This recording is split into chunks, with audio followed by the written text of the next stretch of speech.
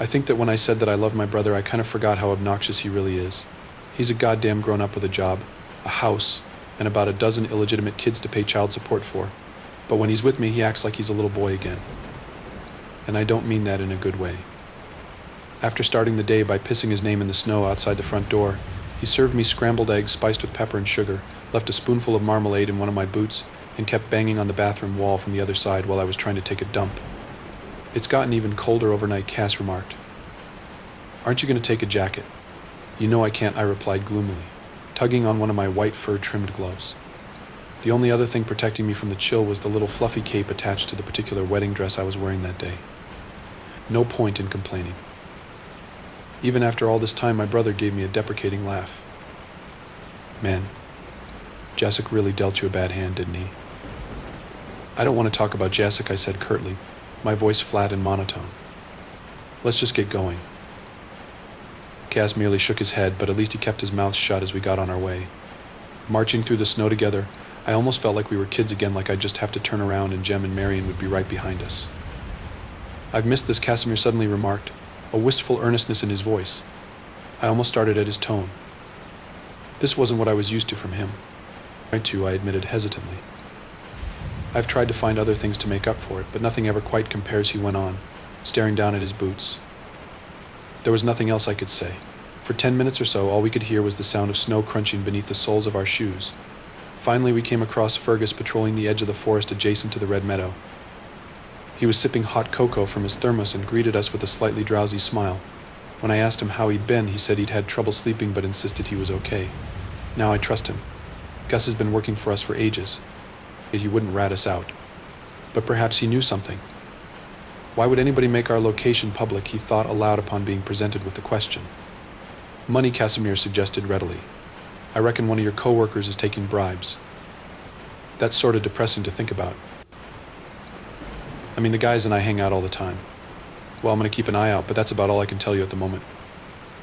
We quickly said our goodbyes and went on our way to catch the next guard, Jose, another senior member on our staff. He didn't know anything either, but we still stayed to chat a little, and he seemed to be genuinely concerned. We went on to look up the others too, but to cut it short, we got nothing out of them. Cass said that it was a good thing we'd at least spread the word and made it known that we were suspecting one of them to be sabotaging us. Still, we needed answers, and I had an idea of where to get them. There's a small bathhouse on our property, right next to the main building. I believe my great-great-great-grandfather constructed it. It consists of a changing room and a steaming room, and it's actually really lovely, though none of us have used it in ages. I pay a lady to take care of the sauna nonetheless, though. Like many places on our estate, it's not as uninhabited as it might seem at first glance.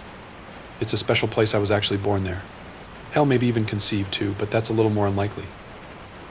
My mother insisted that it was a place of great spiritual value and danger, but she never used it for any of the activities she claimed could be conducted there.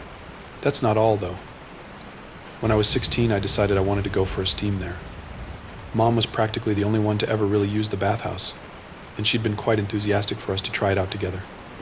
I had stayed far away from the place up to that point.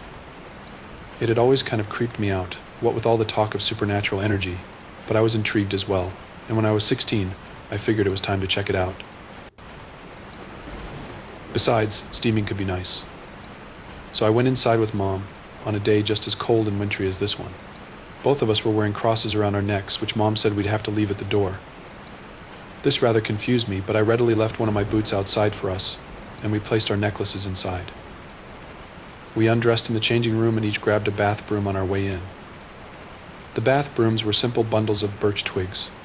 Their leaves were already strewn all over the bathhouse floor, but when I asked Mom why we didn't just buy sponges or some actual stuff for the bathhouse, she only said that it was better to stick with natural materials sometimes.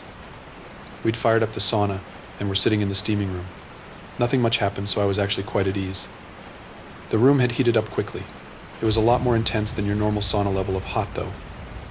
Still, I found it rather enjoyable, and my mother appeared to be perfectly used to it. We didn't talk much, save for the occasional quip or remark. "Why don't the others ever come here?" I inquired. "This is kind of nice." "Dad says he doesn't like the heat, but I think he's just scared," Mom replied, idly playing with her bath broom. "I'm glad you aren't." "What's there to be afraid of?" "Sure, it's a pretty old building, but..." "Oh, it's not the building. It's the spirit," she gave me a meaningful smile. "We'll talk later." Let's keep it down for now, shall we? That admittedly kind of freaked me out. It wouldn't have been the first time I'd encountered a supernatural entity, but just because you're used to something does not mean you should lose your respect for it. So we're not alone right now, I asked quietly. Mom grinned, shaking her head. Leaning over to me, she whispered, "He's hiding behind the benches." Despite the heat, her words sent a cold chill up my spine. "I think I want to leave," I muttered, rising to my feet. Mom looked a bit disappointed, but didn't say anything to stop me. Just as I was heading for the doorway, I felt something sharp and pointy raking down my back, painfully tearing into my skin.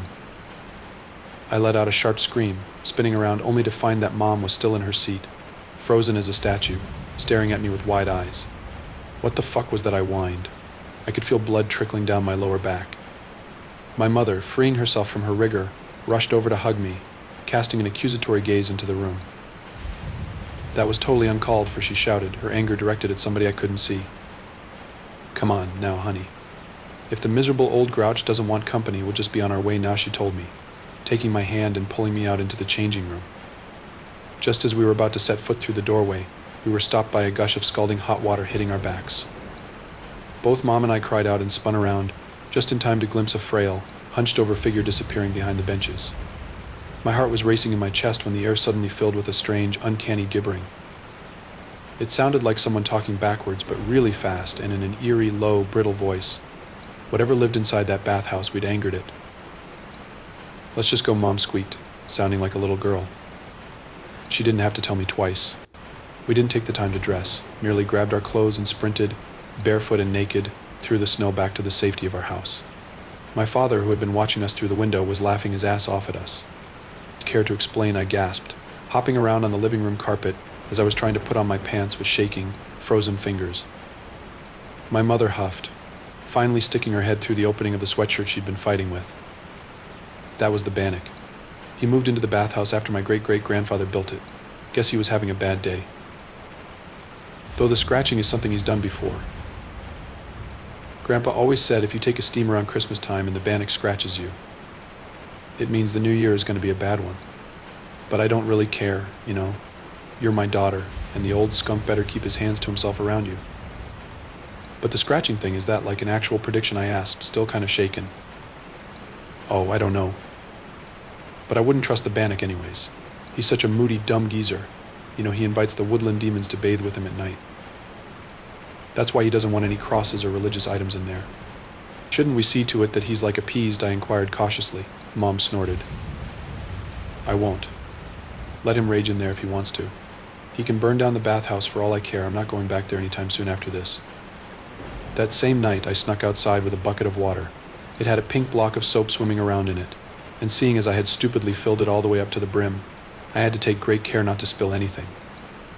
I had tucked a bunch of fir branches under my arm, increasing the difficulty of my endeavor.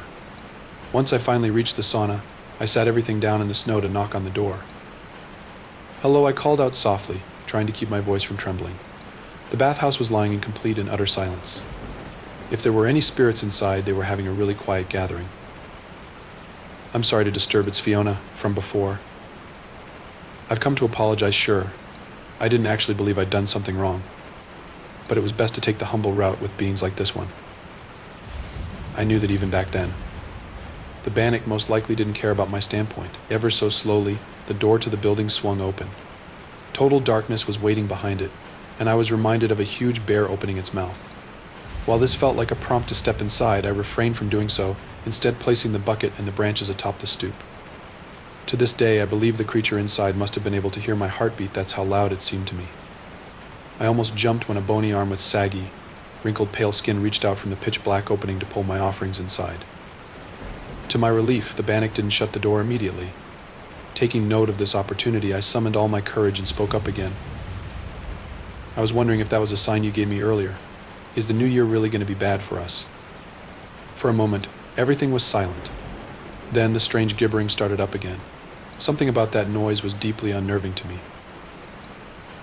My skin crawling, I considered turning back and making a run for the house, when I suddenly realized that I could actually make out certain words amidst the jumble, particularly for you. I swallowed, dread pooling in the pit of my stomach like a cold, heavy liquid. What's going to happen to me? I don't know exactly. Am I going to die? I whispered shakily. Just a part of you. Please, sir, tell me what you mean, I implored, growing desperate. Maybe it was the fear in my voice, or the fact that I'd brought him those gifts, but something appeared to have moved him enough to beckon me closer in that rattling, breathy voice of his. I hesitantly crept up the stoop, crouching down in front of the half-open door. Do you promise to keep up this bathhouse? Will you see to it that it is clean and bring me soap and water? If that's what you want, I said slowly. Then hold your head and receive my gift. With that, he pressed a gnarled finger to my forehead. His skin was damp and soft, leaving a wet spot between my eyebrows. This will not enable you to see the future, but it will help you see imminent danger when it's hiding in plain sight. It's not infallible, and you might yet fall victim to your own naivety if you're not careful, but I'm sure you'll find it an improvement to your own weak senses. His arm withdrew, the door swung shut, and I was left alone in the nightly darkness, the only sound remaining being the whistling winter wind. Over time, something akin to a business relationship has developed from this odd encounter. The Bannock appreciates the effort I put into the bathhouse despite hardly using it myself. At night, I can often hear voices from inside, carried over to the main building by the breeze. The Bannock's gift is the reason I could tell there was a disturbance in the aura of that one cryptid hunter I met. Of course, it's merely a heightened instinct and not at all reliable, but it's something. When I started wearing my wedding dress, he gave me another blessing, namely my heightened tolerance of uncomfortable temperatures. Cass knows there's a bunch of entities I'm on relatively good terms with, so he wasn't too surprised when I said we should go and consult the creepy old guy who lives in our sauna. Not that he's looking forward to it either. I guess we'll just have to see how it goes.